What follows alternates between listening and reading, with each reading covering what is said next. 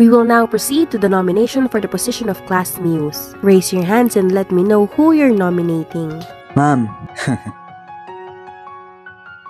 I nominate Leah for our class muse. Putik! Ba't ako? Okay, class? Taas kamay kung sinong boto kay Leah para sa Muse.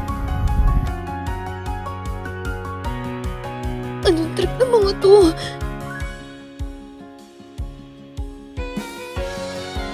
Pati si Press?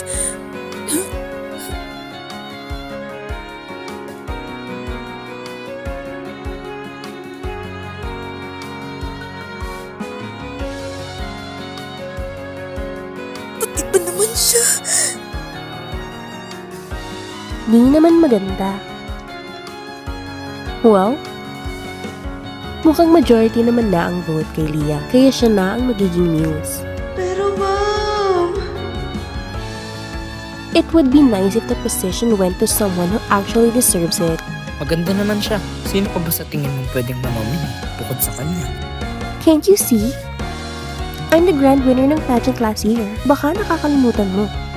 Kung nag-uulanin ka na, ito ang socials ko. I-check mo.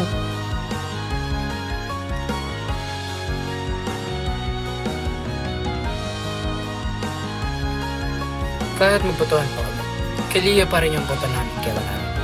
May point siya na. Kaya ikaw na lang mag-secretary kasi maganda naman sulat mo, okay? Sa escort na tayo.